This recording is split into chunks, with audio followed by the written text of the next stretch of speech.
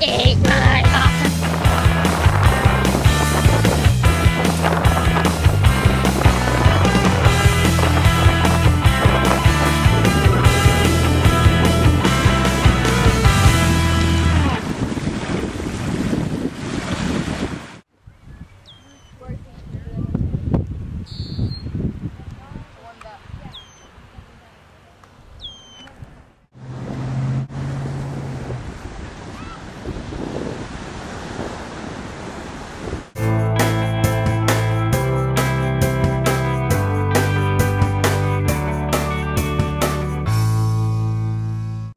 crab, and this is a molt. So this one isn't dead, it's up there crawling around somewhere.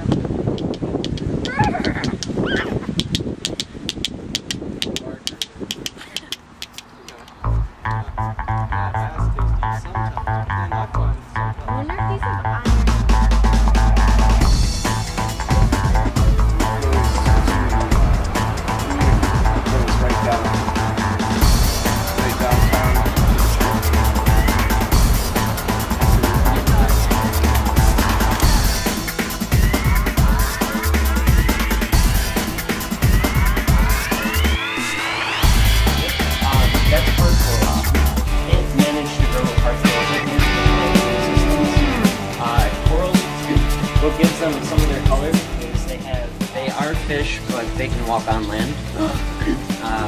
They can live on land for short periods of time. They can't breathe air like some other fish actually. It's like going underwater.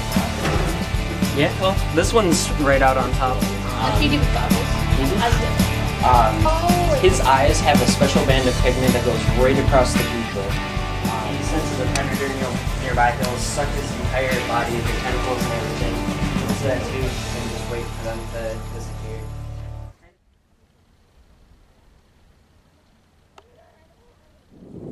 And there are two sides to the briefcase? Which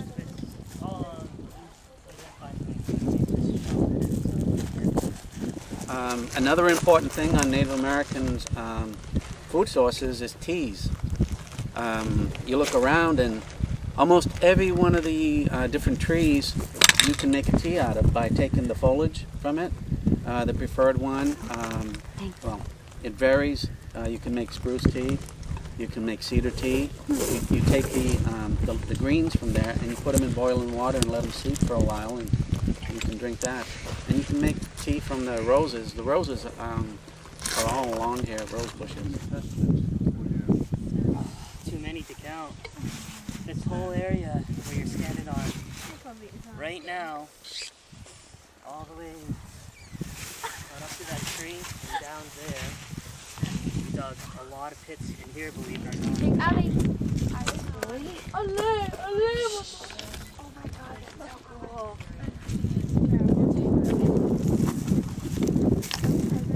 He is a spiritual person that communicates through its thoughts.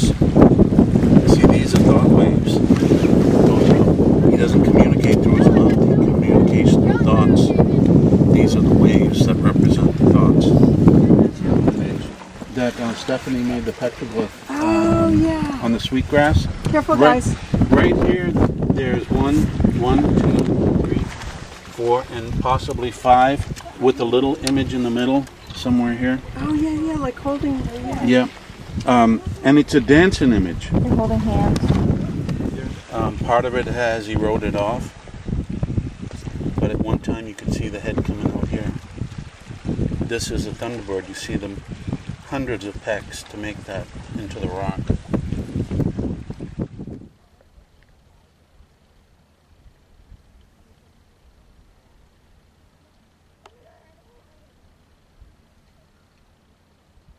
I work here at the CCLC. I'm gonna nice. So you guys, we have a lot of things that go on here at the CCLC, and so I want to kind of show you a couple of them. I know that you guys are learning about food this week. Is that right? Mm-hmm. So food is a big part of a lot of the things we do here. So maybe I can share that a little bit. We do have these raised beds that the master gardeners work in. There's like a master gardeners club, and they're handicap accessible. So that was something that was important to us when we made these.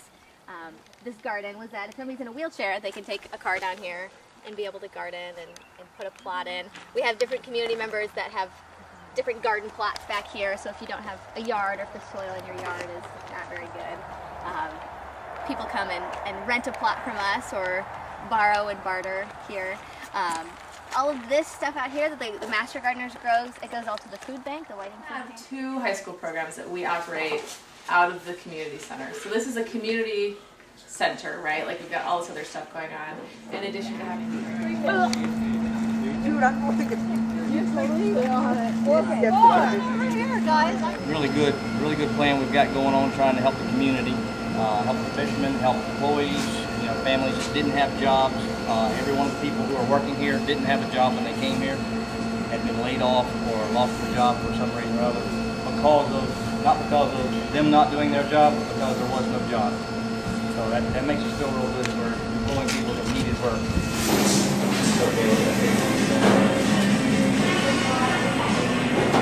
And once again, like I said, when we came here, there was one water line running in this building and there was one drain running out of this building. Now we have about 15 drains, water lines running everywhere, air lines running everywhere. So there's no electrical other than the overhead lighting. Now we have air compressors, everything, steam operation. The guy running the boxes can also run the he's super fast.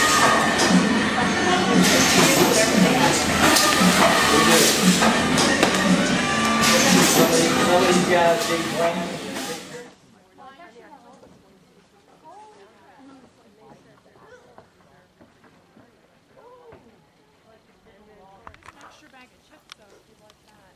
Ew, this is not supposed to happen. It's kind of gross, actually. Like on top of it. Dude! And the thunderstorm, you didn't see it until it was like, oh, there it is. You tried that and you went north, right? So you're short, look at that. And all you see is just black. I thought it was just black. That are black and white. And there's a point, right? Papa Squash Point, which is all these $1 million houses with private dogs. So my dad's like, well, I mean, you can't get all the dogs if you can't touch that thing. Right about Even another cat. and what had happened.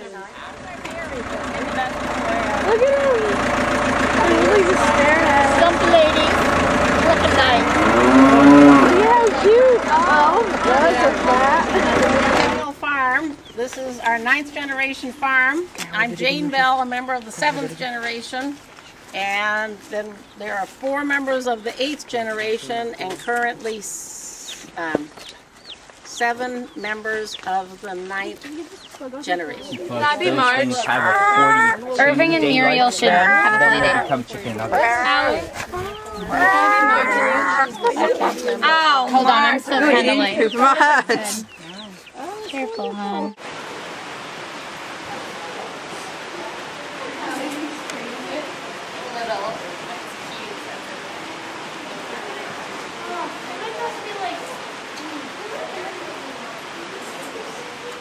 Can I just borrow this area because I haven't seen it yet? Sure, but 1 minute. If this mother cow turned around and charged you, that would be a normal mothering instinct, and we would be happy that she was protecting her young. So we just need to be aware of cows doing their natural thing. One of our dairy cows does live to be 9 or 10 years old. One of the criteria for keeping the cows is she having a calf a year? Is she producing quality milk? Does she have mastitis in her udder? And how are her feet? So as long as you have a healthy animal, there's no reason to do it. It's one of those things with organic, you aren't supposed to be treating diseases or conditions, you're supposed to be preventing them. So, many nutritional deficiencies can cause hoof problems. So Gage, go all the way around and drive her back in. Jane to Aaron. How old is that one, you know? She is 3 months old this week.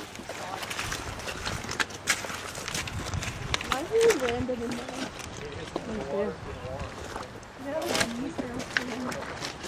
I changed how We've got 2,000 fish that we're rearing in this hatchery, and we'll release those in the fall of the year. Next year, we hope to ramp up We have some funders lined up, and next year we might raise like 60 or 80,000 of them using the facility here and stock those into the river and collaborate with the state and federal government to assess whether that's really working. This right here, you see the water flowing right here? This is the discharge from the hatchery, so that's not another little side stream or anything. That's the water coming right out. Originally, when this was a power generating station, the water was deep right here, and they pulled water in to cool the generators going in there, but we use the same setup to discharge our water. See them on the side of the road because they lay their eggs in gravel, and it's common, you know, historically you find the gravel bars near the river, but it's quite common that there's gravel on the sides of the road, so he wears boots that are stiff in the ankles. He really has ankle problems. Yeah. Is it damselfly larvae? Let me see it. No, it would be some kind of caddis.